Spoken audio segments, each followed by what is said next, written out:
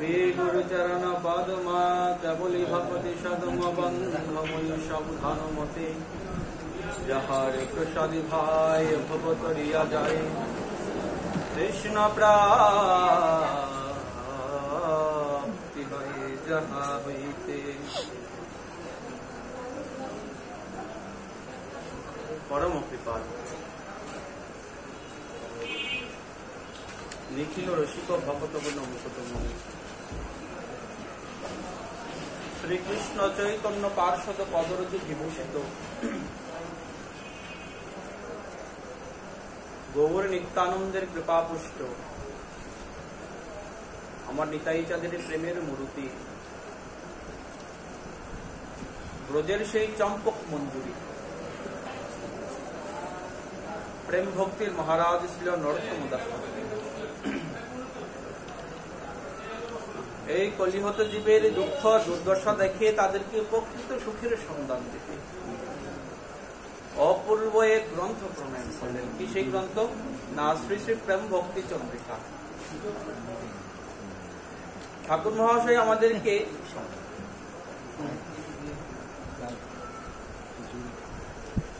প্রকৃত সুখের সন্ধান দিতে আর কেমন যেরকম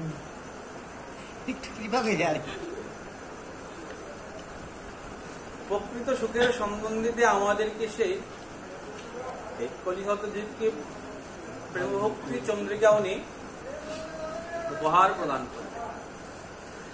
কেননা আমরা সবাই সুখের সন্ধানে ঘুরে বেড়াই, তাই নয় কি? সবাই সব সময় আনন্দের পিছনে ছুটে বেড়ায়। কি করলে আমার সুখ হবে, কি করলে আমার আনন্দ হবে।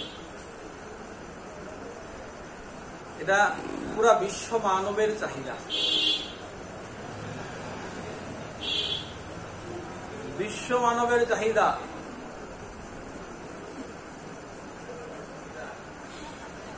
যে কি প্রকারে কি করলে কোন কাজ করলে আনন্দ পাওয়া যায়। এখন দেখা গেল কি, এখন আমাদের যে একটা সিস্টেম চলছে, এখন আমরা সবাই মনে করি যে ওই যত বেশি টাকা ইনকাম করব আমার তত আনন্দ।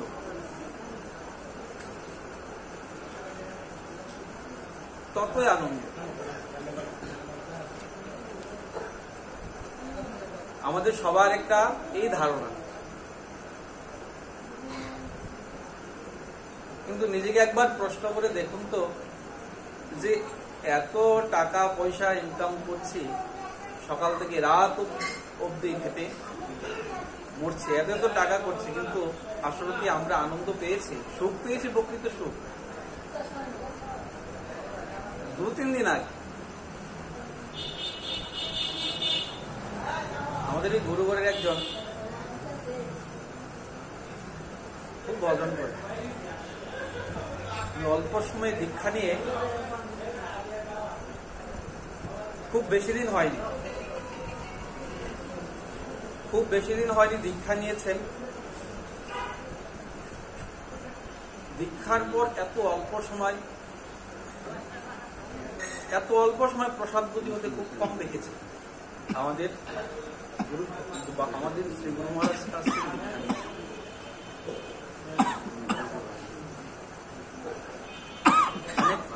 ওনার কোনো কিছুই অভাব নেই, বাড়ি, টাকা, গাড়ি, নিজেদের আলাদা গাড়ি চলাফেরার জন্য, অফিসে যাওয়ার জন্য, এত কিছু থাকার পরও, এত সুখ স্বাচ্ছন্দ্যে থাকার পরেও সেদিন ফোন করে বলছেন যে ভাই, ইচ্ছা করে সবকিছু ছেড়ে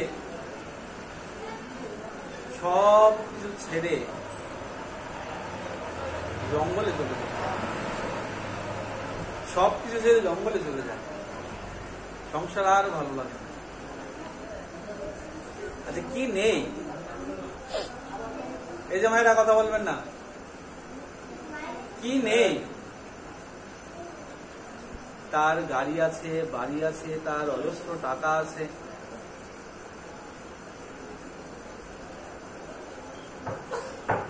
তথাপি তার মনে কোনো সুখ নেই, সংসারে সুখ নেই। সে বলছেন যে যদি এই সংসারের মুখে যদি লাথি মেরে যদি আমি জঙ্গলে গিয়ে পড়ে থাকতাম, আমার মনে হয় যে আমি হৃদয়ে শান্তি পেতাম। এই জন্যই তো বিশ্বনাথ চক্রবর্তীবাদ বলছেন যে সংসার দাবা নললি প্রাণায়।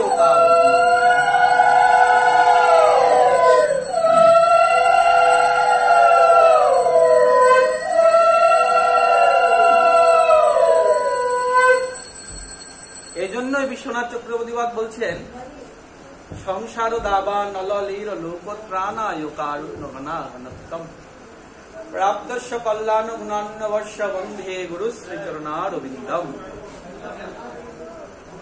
এই জন্য বিশ্বনাথ চক্রবর্তীবাদ এই সংসারটাকে দাবানলের সঙ্গে তুলনা করেছেন।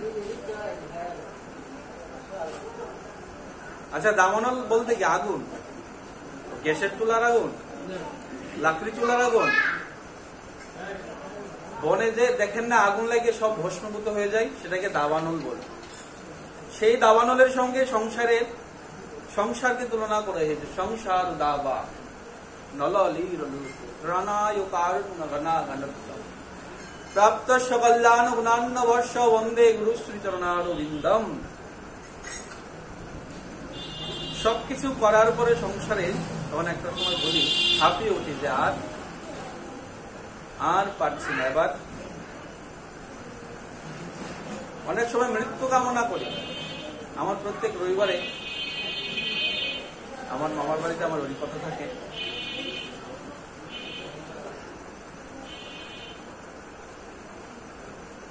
মানে খুব বড় বাড়ি, ডাক্তার বাড়ি।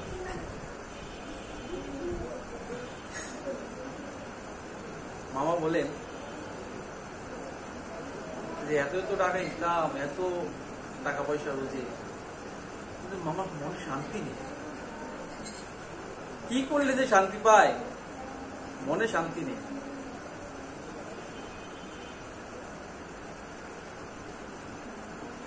তো বলি মামা সকাল থেকে তো রাত অব্দি তাহলে খাটেন কেন?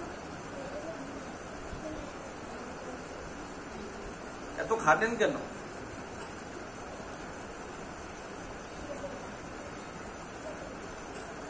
ওদের একটা নেশা হয়ে গিয়েছে। আমি জানি এই টাকা আমি ভোগ করতে পারবো না, এই টাকা আমি ভোগ করতে পারবো না, সেটা আমি জানি, কিন্তু তারপরেও ছুটে বেড়াচ্ছে, আরো চাই, আরো চাই, আরো চাই।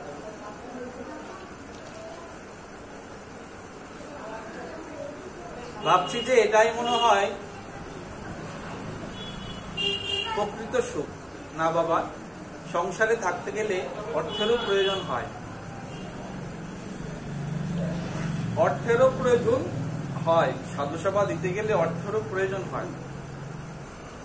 কিন্তু আমরা এমন অর্থ রোজগার করি যেটা অনর্থ ডেকে আনে, যেটা অনর্থ ডেকে আনে।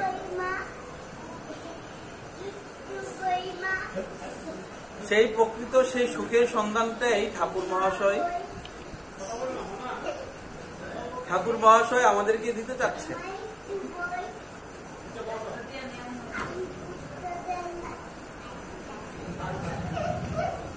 শাস্ত্র বলছেন যে শৃণ্বন্ত বিশ্বে অমৃতস্য পুত্রা, সে অমৃতের পুত্র হয়েও সেই অমৃতের পুত্র হয়েও আমরা কেন দুঃখ পাই? একবার কি ওখানে প্রশ্ন করেছি, মহাপ্রভুর অন্তরঙ্গ প্রিয় পার্ষদ শ্রীবাদ সনাতন গোস্বামী পাদ মহাপ্রভুকে বলছেন, কে আমি কেন মরে যারে তাপত্রয়। আচ্ছা, সনাতন গোস্বামী পাদ তুমি জানেন না? আমি সনাতন, যিনি অগাধ শাস্ত্রের পাণ্ডিত্য, তথাপি মহাপ্রভুকে বলছেন, গৌরহরকে বলছেন, প্রভু আমি কে? কে আমি, কেন মরে যারে তাপত্রয়? আমি কি আমার পরিচয়টুকু বলো, আর কেনই বা আমি তাপ রক্ত জ্বালায় দুঃখ পাচ্ছি?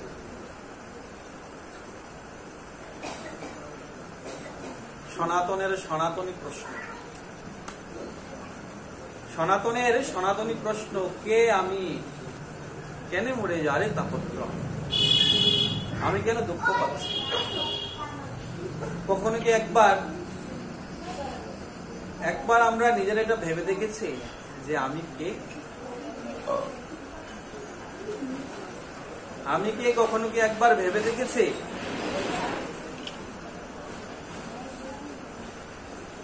এই তো চলছে, ভেবে দেখছি না যে আমি কে।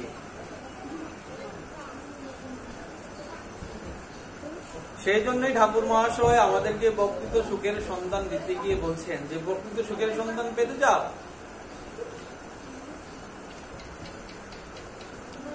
তাহলে কি করবে না? শ্রীগুরু চরণ পদ্ম কেবলই ভক্তি সদ্ম বন্ধু সাবধান মতে।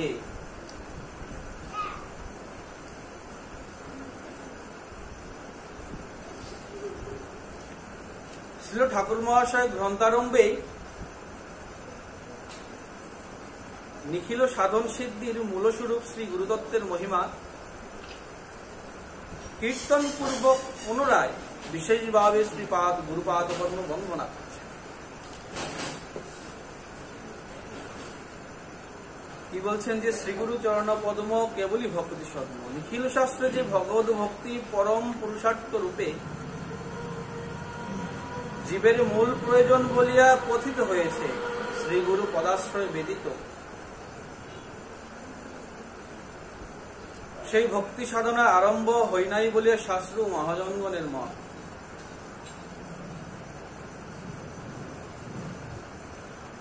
আমরা অনেকে বলি যে গুরু পদাশ্রয়ে দীক্ষা নিলেই আমার ভজন আরম্ভ হয়।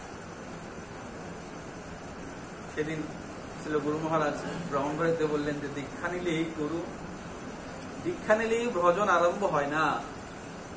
আসলে তো একবার ভেবে দেখুন তো, আমাদেরকে ভোট করে বলে দিলি যে দীক্ষা নিলেই ভজন তোমার আরম্ভ হয়ে গিয়েছে। বা বলছেন যে দীক্ষা নিলে ভজন আরম্ভ হয় না, ভজনের অনুশীলন আরম্ভ হয়। ওই কতজন তো দীক্ষা নিয়ে গিয়েছেন, 15-20 বছর হয়ে গেছে, সে তো কখনো কোনোদিন গুরুদেব যে আদেশ করেছেন যে দীক্ষা যে মন্ত্র পেয়েছেন সেই মন্ত্র তো উনি কখনো জপ করেন, তাহলে কি তার ভজন আরম্ভ হয়ে গেছে? না, বিষয়টা এমন নয়। বিষয়টা আগে আমিও এমন ভাবতাম, কিন্তু সেদিন গুরু মহারাজ এত সুন্দর করে জিনিসটা বুঝিয়ে দিলেন। আসলে তো কথা সত্যি তো।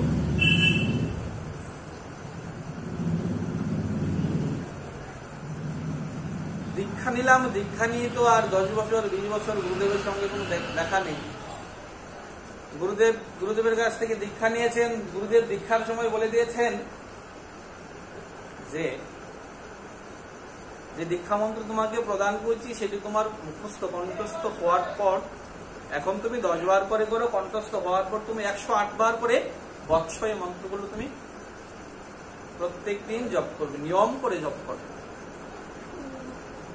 এ হচ্ছে তোমার ভজন, এ হচ্ছে তোমার সাধন।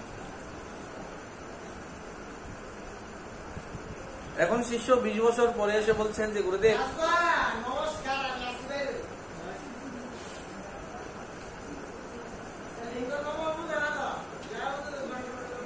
এখন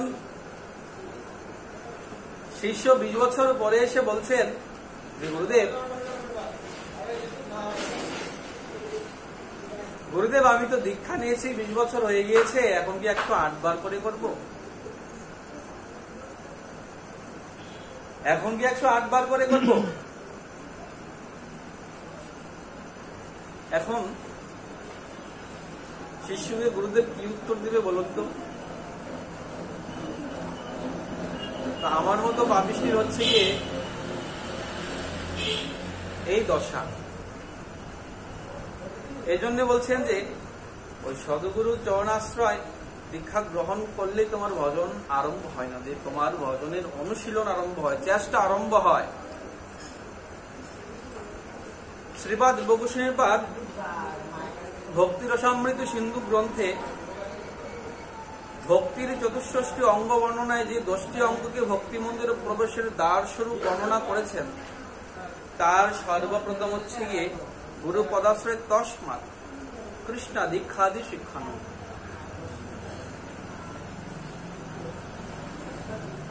গুরু পদাশ্রয় গ্রহণ করতে হবে।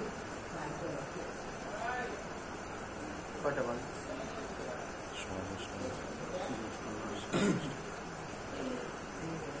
গুরু পদাশ্রয় গ্রহণ করতে হবে।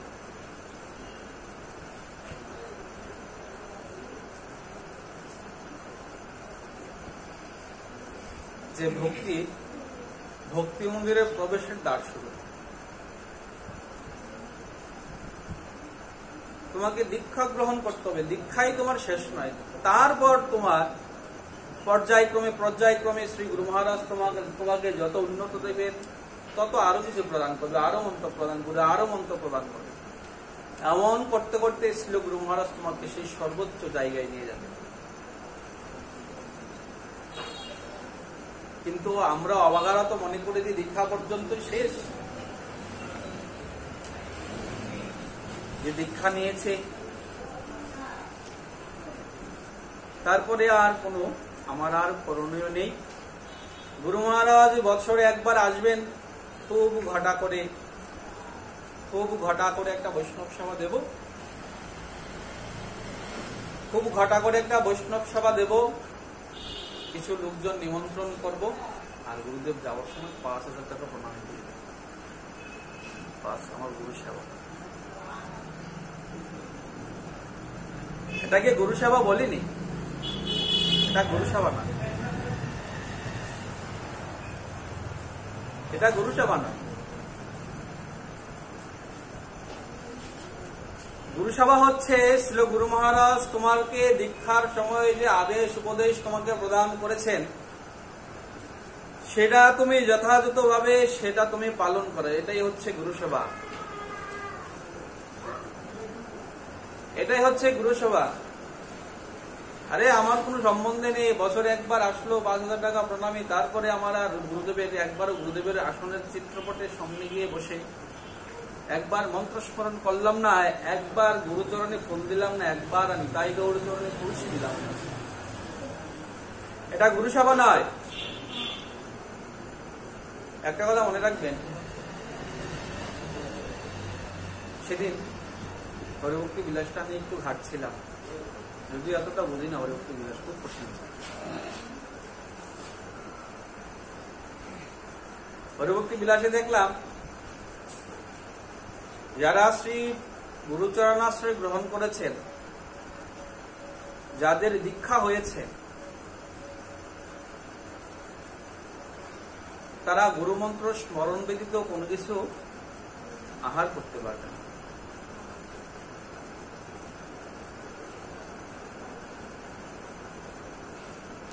তার নিজ ইষ্টচরণে তার অর্চন বিধি, আমরা তো একবারই অর্চন করি। হরিভক্তি বিলাসে দেখলাম ভগবান না 3 বারের কথা বলতে, দুঃখিত।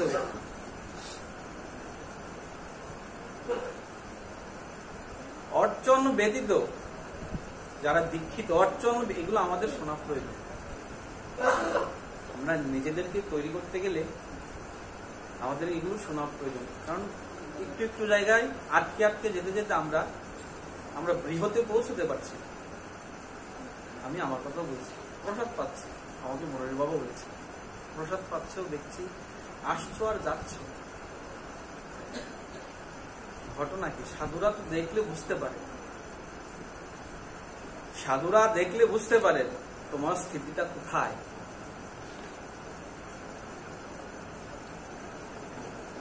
আসছো যাচ্ছ,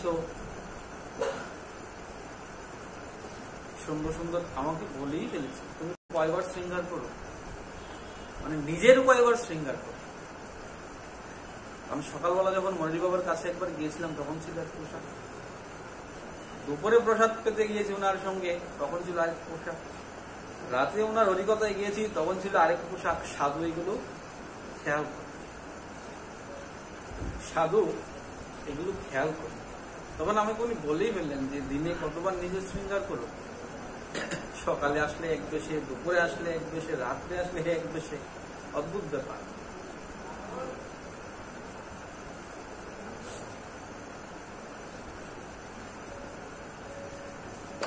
কয়বার শৃঙ্গার?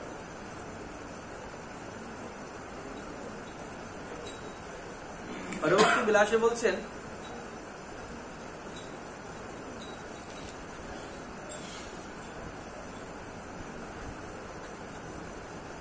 দ্বিকাল না ত্রিকালের অর্চনের কথা বলছে। দীক্ষিত ব্যক্তি, কিন্তু দেখা গেল কি দীক্ষা নিয়ে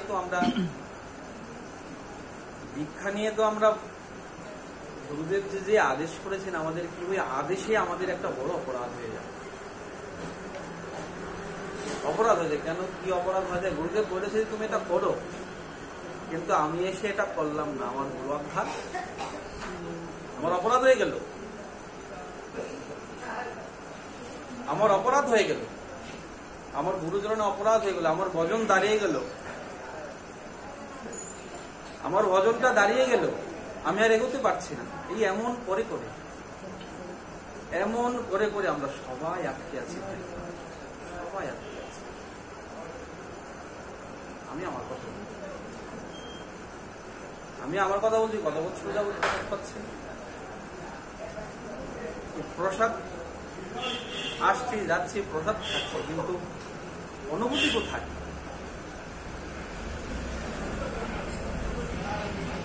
আমার ইষ্টের অনুভূতি কোথায়? এই জন্য তো মনির বাবা বলেছিলেন যে শুধু আসছো আর যাচ্ছ, ঘটনা কি? তুমি কি প্রসাদই পাবে?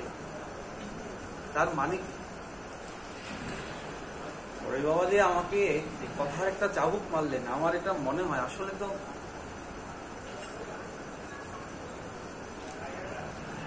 স্থিতিটা কি শুধু এই জায়গায় না, স্থিতি এই জায়গায় নয়। সদ্গুরু যার আশ্রয় গ্রহণ করেছে, ওর সামনে এগিয়ে যাওয়ার জন্য, একটা জায়গায় শুধু দাঁড়িয়ে থাকার জন্য। এই ছোট ছোট ব্যাপারগুলোতে আমরা আটকে যাই, তখন গুরুচরণে অপরাধ হয়ে যায়, তখন আমাদের ভজন দাঁড়িয়ে পড়ে। ছোট্ট একটা কথা দেখুন, ভজন দাঁড়িয়ে পড়ে। কারণ গুরুদেব বলেছে তুমি এটা প্রতিনিয়ত করো, কথা দিয়ে আছে বাবা করবো, কিন্তু এসে আর করি না। কিন্তু হরিভক্তি বিলাসে দেখলাম কি গুরুদেব যে মন্ত্র আপনাকে প্রদান করেছেন, প্রত্যেক মন্ত্রের এক একজন ইষ্ট আছে।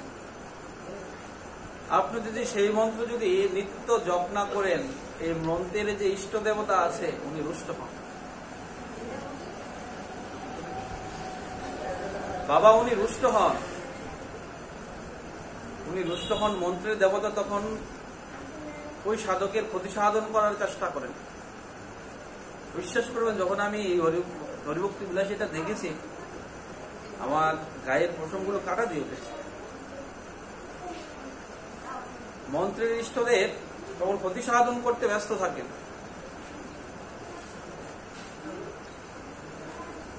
দীক্ষা নিয়ে যে শুধু ঘুরে বেড়ানো বিষয়টা না,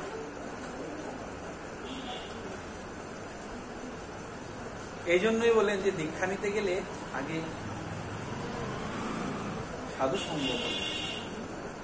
সাধুসঙ্গ করলে এগুলিতে রতিমতি জন্মাবে। আমরা প্রতিবাদ বিনোদ করে এখানে দেখি, দীক্ষাই হয়নি, কিন্তু কত বছর ধরে পড়ে আছে, কত বছর ধরে পড়ে আছেন, দীক্ষাই হয়নি। একজনের চুলে দাড়ি জটায় দেখলে মনে হবে যে নিবৃত্তি নিকুঞ্জে তাতে নিত্য আসা যাওয়া, স্মরণে, কিন্তু এখনো দীক্ষাই হয়।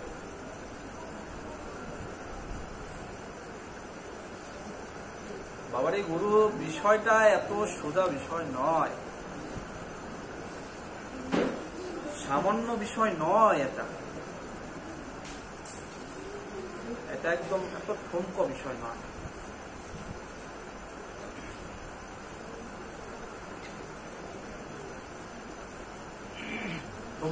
নয়। বিশ্বাস করবেন, একটা ঘটনা বলছি। বলছেন যে বন্দেময়ী সাবধান মতে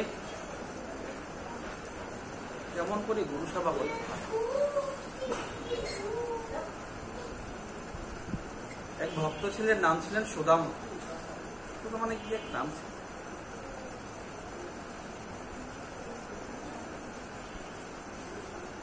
গুরুদেব বলেছিল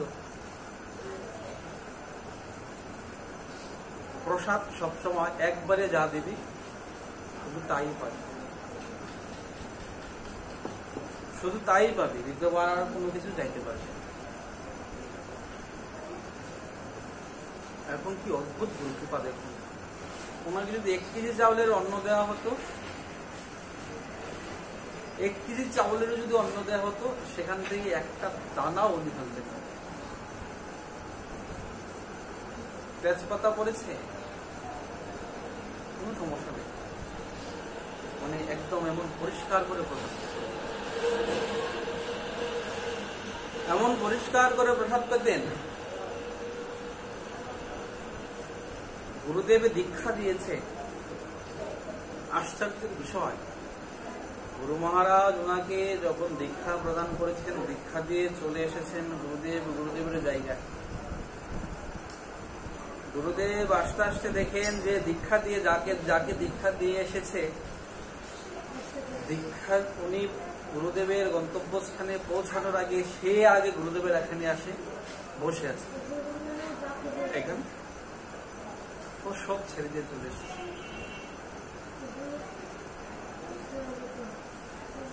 মাছ ধরতে জানেন, মাছ ধরে দীক্ষা দেওয়ার পর বলছেন গুরুদেব আমাকে দীক্ষা প্রদান করেছে, এটা আমার দ্বারা আর হবে। জালটাকে বেঁচে দিয়েছে, বেঁচে দিয়ে সেই জালের টাকা নিয়ে গুরুদেবের আগে এসে গুরুদেবের বাড়ির দরজার সামনে চলে যাচ্ছে। তুই এখানে, আমি চলে এসেছি, আমি চলে এসেছি, চলে এসেছি।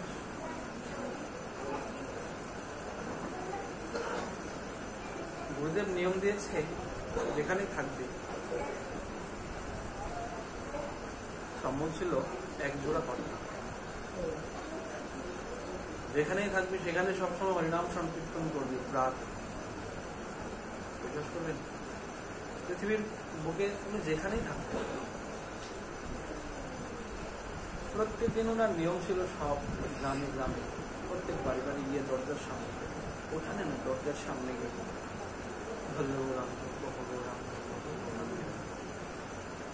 মহামন্ত্র কীর্তন করতে, প্রত্যেক বাড়িতে সবাই ঘুমিয়ে থাকতেন, সবার ঘুমের দরজার সামনে ঘুমিয়ে কীর্তন।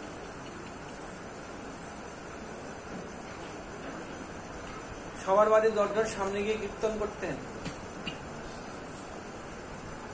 গুরুদেব বলেছিল মালা কখনো ছাড়া যাবে না, মালা কখনো ছাড়া যাবে না। মানে বাথরুমে এভাবে মালাটা এইভাবে গলাতে বেঁধে বাথরুমে পর্যন্ত নিয়ে যায়।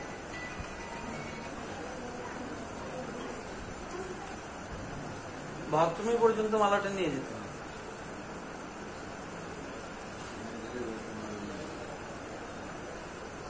গুরুদেব বলছে মালা ছাড়া যাবে না। কেমন সরলতা দেখুন, কেমন সরলতা। গুরুদেব বলছে মালা ছাড়া যাবে না। শিষ্য বাথরুমে বা হরিনামের মালা নিয়ে যেত।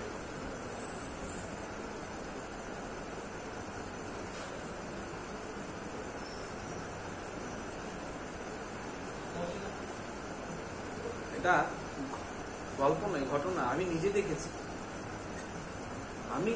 দেখেছি, গুরুদেব যে আসলে যে জায়গাতে বসতেন, পৃথিবী প্রলয় হয়ে যাবে ওইখানে ওনাকে বসাতে পারবে। নিষ্ঠা কাকে বলে, আমার প্রভু বসেছেন এইখানটা, আমার প্রভু এখানে বসেছে। ভিক্ষা করতেন, কোথাও হরিনাম নাম সংকীর্তন হয় না, পায়ে হেঁটে চলে যেতেন। এখন যদি সেটা 10 কিলোমিটার দূরে হতো, 10 কিলোমিটারই হেঁটে চলে যেতেন। সেখানে গিয়ে সবাইকে রাধাকুণ্ডে রোজ দিয়ে সবাইকে চন্দন সেবা করা, তিলক সেবা করা। তো অনেকে তিলক সেবা করলে অনেকে খুশি হয়ে 5 টাকা 10 টাকা দিতেন না, সেইগুলো পুকুরে সুন্দর করে ভালো করে বেঁধে আবার সেই 10 কিলোমিটার 5 কিলোমিটার হেঁটে আসতেন। হেঁটে এসে আসে না যে এইখান থেকে 20 টাকা দিয়ে একটা অটো ধরে চলে যায়। বলছেন যে আমার যা কিছু আছে আমার তো সব গুরু দেবে, আমার তো এখানে কিছু না, আমার তো কিছু না, আমি কি করে খরচ করব, আমার গুরুদেবের তো, আমি তো আমার না। কেননা দীক্ষাকালে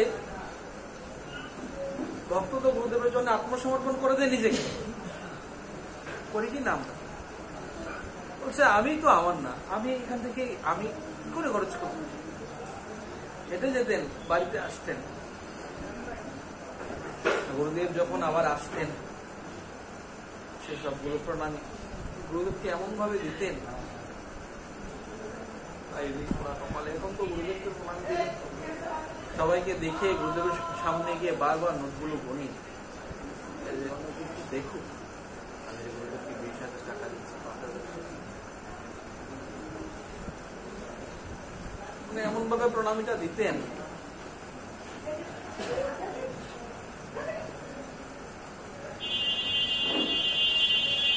মোট করে নিয়ে কেউ না দেখে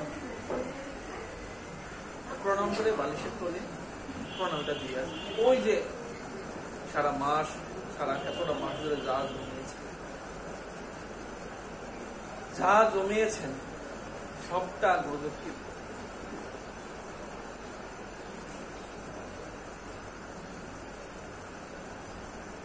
নিজের প্রতি অনেক সময় দীক্ষার আসে, অনেক সময় খুব কষ্ট হয় এগুলো যখন ভাবি, যে এমন এমন সাধকের সঙ্গ পর্যন্ত হয়েছে,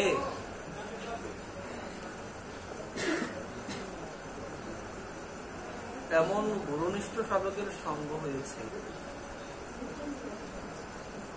আমার হলো কই? আমি তো সবসময় গুরুদেবকে উত্তপ্ত করেই গেলাম।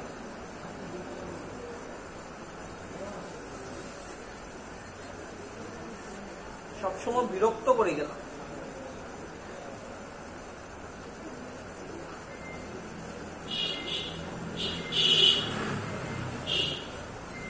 নিজের প্রতি অনেক সময় ঘেন্না লাগে যখন এগুলো ভাবি। আমার অবস্থাটা হচ্ছে কেমন জানেন?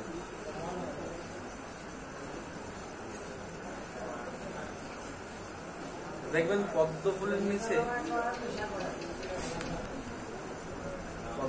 নিচে ব্যাঙ বাস করে, আর পদ্ম ফুলের উপরে মধু থাকে।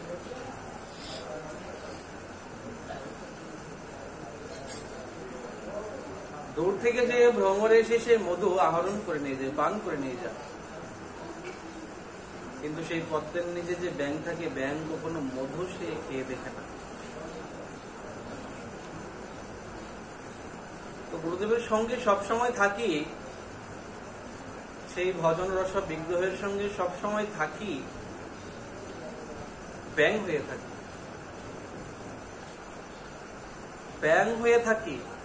আর যারা ভ্রমর, যারা শুধু মধু ছাড়া কোনো কিছু খান না, তারা সেই দূর দূরান্ত থেকে এসে পদ্ম ফুলের মধুটা টপ করে নিয়ে চলে যায়। এই দেখেছিলাম গুরুনিষ্ঠ। এই হচ্ছে গুরু সেবা। গুরু সেবা প্রাপ্তিটা কেমন হয়েছিল জানেন? প্রাপ্তিটা কেমন হয়েছে?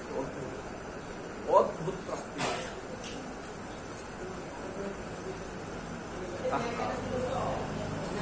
গুরুদেব উপরে শুয়ে আছেন, উনি মাটিতে শুয়ে আছেন, শরীর খুব খারাপ,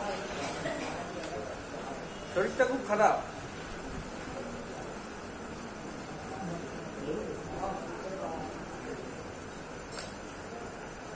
তো গুরুদেব দেখেছে ওদের রাত্রে শুয়ে আছে, তো গুরুদেব বাইরে গিয়েছেন বাহ্যকৃত্য করার জন্য, দেখে এসে আবার উনি ঘুমিয়ে পড়ছে।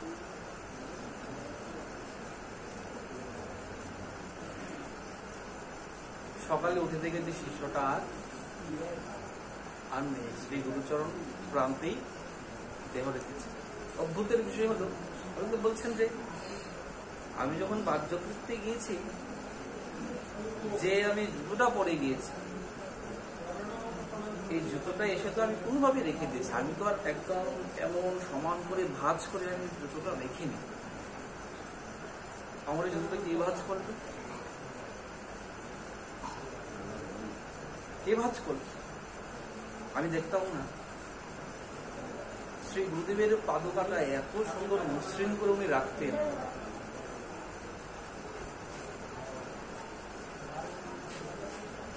পাদুকাটা মাথায় ধরে যখন গুরুদেব বলতেন, পাদুকাটা এত সুন্দর করে এমন সমান করে ভাঁজ করে রাখতেন, এমন ভাবে রাখতেন গুরুদেব যেন পাটা পড়লে যেন ধূপ করে পাদুকাটা ভেতরে প্রবেশ করত, এমন ভাবে রাখতেন। গুরুদেব বলছেন যে শেষ সময় তার এই সেবাটা করতে ভুলিনি। এটা কোনো গল্প নয়, এটা আমি নিজে দেখেছি, নিজে তার সঙ্গ করেছি, তার হরিনাম সংকীর্তন প্রচার আমি নিজে দেখেছি।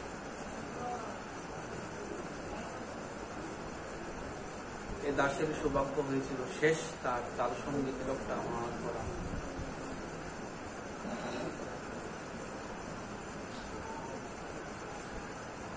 কখনো ওনার কাছ থেকে কখনোই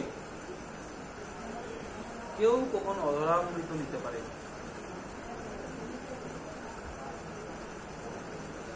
কেউ কখনো অধরামৃত নিতে পারে না। এখন তো আমরা একটু মালা তিলক করলে কেউ যদি প্রণাম করে পা দুটো আরো সামনে এনে দেবে, প্রণাম করুন,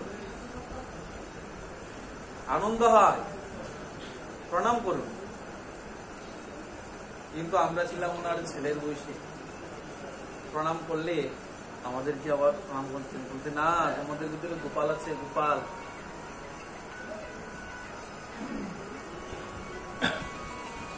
তোমাদের ভিতরে গোপাল আছেন, প্রণাম করতে।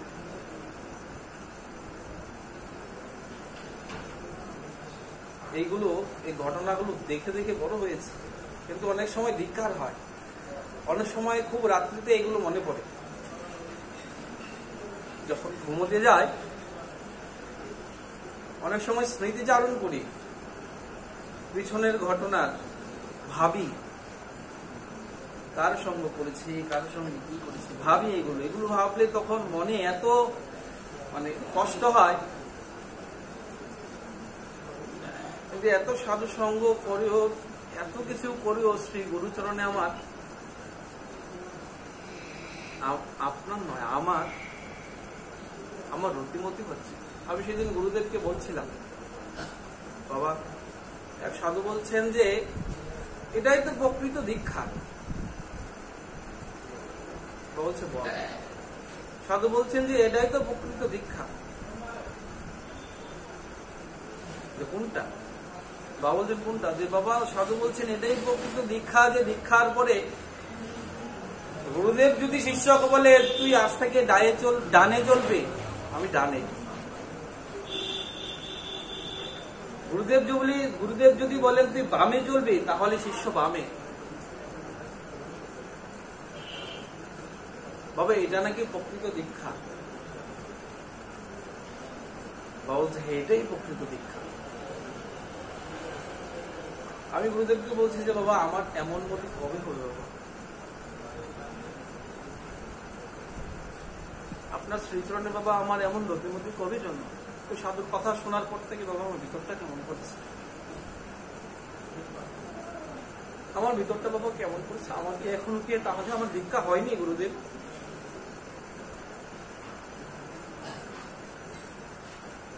আদেশ করেছি যে লক্ষ্যে যেন পৌঁছতে পারিস, এই স্মৃতিটা সবসময় মাথায় রাখবি।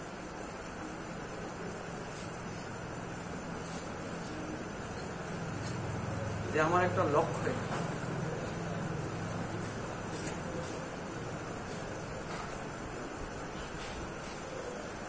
আমার লক্ষ্য থাকবে আমার গুরুদেব আমাকে যে আদেশ করেছেন সে আদেশটা আমি যেন সব সময় পালন করতে পারি। আর সবকিছু ভেসে যাক, ভাসতে দাও, ভাসতে দাও।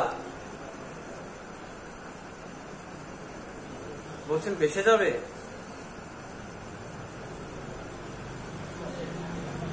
ভাসবে না। দেখবেন পাশে দাঁড়িয়ে আপনার কাঁধে হাত থেকে বলছেন যে কিচ্ছু হবে না, আমি আছি তো, আমি আছি তো।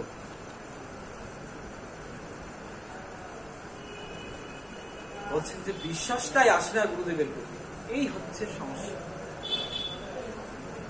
শ্রীপাদ রামদাস বাবাজি মহাশয় বলছেন আমার সবকিছুই প্রতি,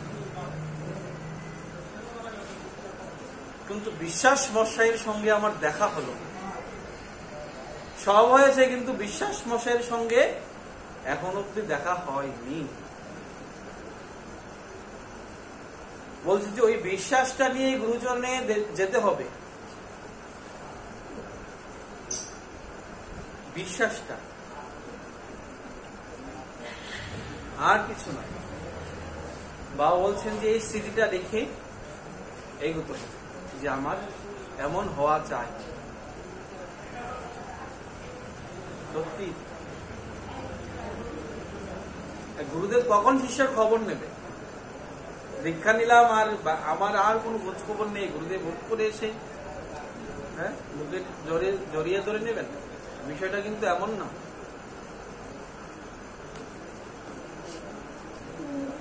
মালার সঙ্গে দেখা নেই, তিলকের সঙ্গে দেখা নেই, আর্নিকের সঙ্গে দেখা নেই, আর ভাবি গুরুদেবকে আমি 5,000 টাকা দিলাম প্রণামে, গুরুদেব হয়তো খুশি হয়ে গিয়েছেন। আমি দেখেছি আমার শিক্ষাগুরু ভাগবতপুর কাছে একদম এসেছে যে বাবা আমি আপনার শিষ্য, তুই আমার শিষ্য, আমি তো তোর চিনি না, এইভাবে বলেছে। আমি তো তোকে চিনি না, কে বলেছে তুই আমার শিষ্য? এইভাবে বলেছে। দীক্ষা নিলেই শিষ্য হয় না, দীক্ষা নিলেই শিষ্য হয় না।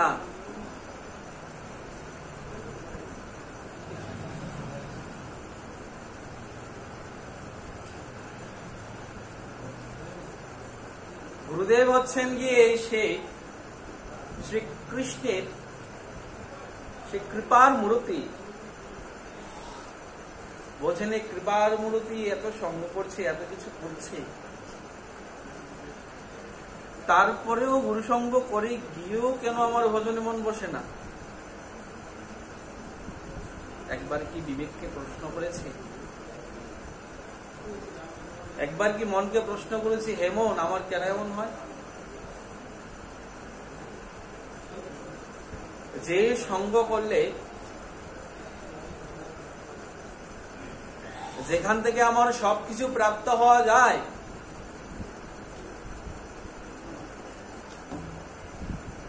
সেই সঙ্গ করার ফলে বাড়িতে গিয়ে দেখে যে আমার হরিনামে মন বসে না, মালাতে মন বসে না, মহাপ্রভুকে আধা ঘন্টা তার সামনে আসনে বসে জপ করবো, সেই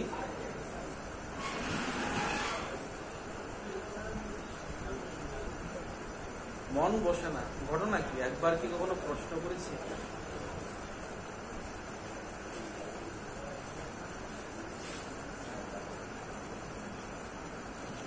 এইভাবে এমন করতে করতে আমরা ছোট ছোট জায়গাতে আমরা আটকে যাচ্ছি।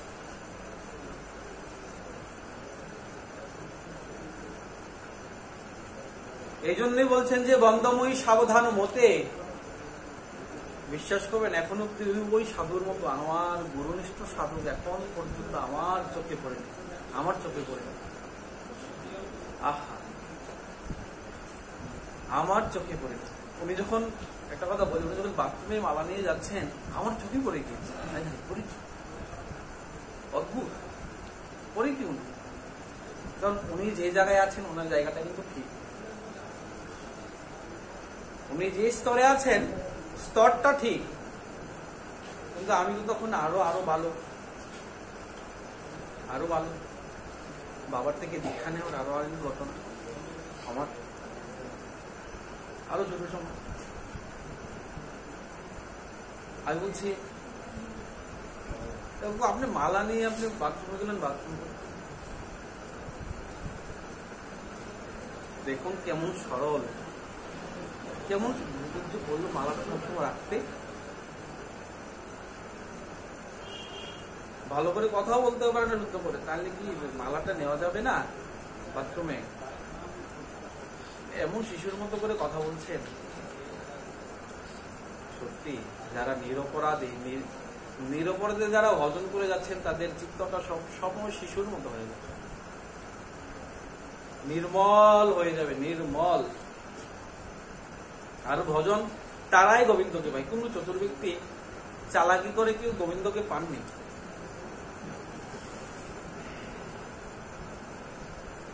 চালাকি করে কেউ গোবিন্দকে পাননি। যারা যারা সিদ্ধ মহাত্মা তাদের জীবনী খুলে দেখবে, তাদের জীবনে কেমন সরলতা ছিল। বিশ্বাস না হয়, যারা ভগবানকে লাভ করেছেন, যারা ভগবানকে দর্শন করেছেন, তাদের জীবনীগুলি যদি একটু ভালো করে পড়া যায়, দেখবেন তারা কেমন সরল ছিলেন। কেননা সরল না হলে কখনো গোবিন্দকে পাওয়া যায় না। এগুলো দেখবেন, এগুলো ভাববেন, নিজেদের বাচ্চাকে দেখবেন। এই বিষয়গুলো ভাই আমাকে অনেক ভাবায় ভাই, অনেক কষ্ট দেয় ভাই, অনেক কষ্ট দেয়, অনেক ভাবায় আমাকে। কি করছে অনেক সময় মনে হয় যে মানুষকে শুধু ঠকাচ্ছে, বেশভূষা ধারণ করে মানুষকে সত্যি আপনারা না আমি ঠকাচ্ছি, এমন মনে হয় অনেক সময়। সেদিন মহাপ্রভুর অর্চনে গিয়েছি, অর্চন করছি, এমন সময় আমার মেয়ে কিশোরী ঢুকেছে। ও কি করছো? সে আবার মহাপ্রভুকে মহাফল দেয়, মহাফলকে অর্চন করছি, তুলসী দিচ্ছি। তুলসী দিচ্ছ? তুলসী দিচ্ছ তুমি? তুলসী দিচ্ছ।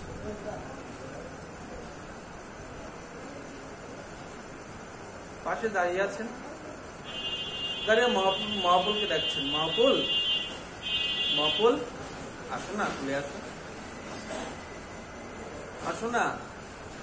যখন এমনভাবে ডাকছে আমার ভিতরটা ফেটে যাচ্ছে। এই কারণে তার যে সরলতাটা, গাও গাও গাও কোন গৌরাঙ্গের কোন সরল করি আমি, এই যে সরলতা, এই যে সরল ভাবটা, তখন আমি কৃষ্ণকে বলছি আসছে না মহাপুল, আসছে না, আসছে না তো বাবা, আসছে না, দেখো না বলে আসছে না মহাপুল। তখন আমি বলছি বাবা ডাক, ডাকার মতো ডাকতে পারলে, মেয়েকে বলছি আসবে, ডাকার মতো ডাকতে পারলে মহাপুল তোমার কুলে আসবে, আসবে। আমার বুকটা ফেটে চৌচির হয়ে গেছে যে এমন সরলতা প্রভু গুরুদেব, আপনি কবে আমাকে দান করবেন, কবে আপনি আমায় এমন সরলতা দান করবেন।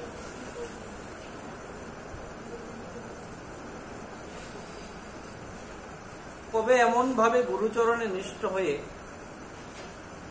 মহাপ্রভুর কাছে যেতে পারবে। এই জন্যই ঠাকুর মহাশয় বলছেন,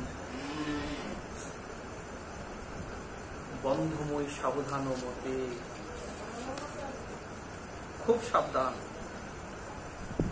শুধু সাবধান নয়, বন্ধময় সাবধান মতে। আজকে আমাদের অধিক রাত্রি হয়ে গেছে, শুরু করতে আমাদের বিলম্ব হয়ে গিয়েছে, আর এখন হরিকথার সময় অনেক বিলম্ব হয়ে গিয়েছে। তো আমরা যে যে সদ্গুরু চরণাশ্রয় গ্রহণ করেছি,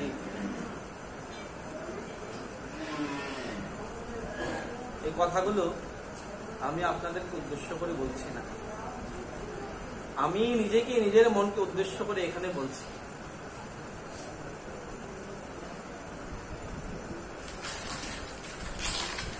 আমি নিজেকে শিক্ষা দেওয়ার জন্যই বলছি, আমি আপনাদেরকে উদ্দেশ্য করে বলছি না। কেননা আপনারা এক একজন এখানে যারা আছেন, আপনারা যারা আমার সিনিয়র গুরু ভাইরাও আছেন, আপনারা সবাই যথেষ্ট গুরুকৃপা পেয়েছে। কয়েকটা কারণে আমি সবসময় ছুটে আসার চেষ্টা করি গুরু ভাইদের সঙ্গ করার জন্য। কেন জানেন, যখন একত্রে আমরা অনেক গুরু ভাই মিলিত হই, তার কেমন জানি না, তখন আমার মনে হয় যে আমার গুরু মহারাজ এখানে আছে, আমার এমন একটা ফিল হয়। কেননা সব আমি ছাড়া সব গুরু ভাইদের ভিতরেই গুরুদেবের প্রেম সঞ্চিত রয়েছে, তার জন্য প্রেম সঞ্চিত রয়েছে। যখন আমরা সব গুরু ভাইয়ের একসঙ্গে মিলিত হই, তখন এগুলোর একটা প্রকাশ হয়। তখন আমার মনে হয় যে গুরুদেব আছেন। এই যে আনন্দটা, এখানে আসার কয়েকটা কারণের ভিতরে এই একটা কারণ, মনে হয় যে গুরুদেব এখানে উপস্থিত আছে, একটা আলাদা একটা আনন্দ ফিল হয়। এই জন্যই যারা আমরা শ্রী গুরুচরণ আশ্রয় করেছি,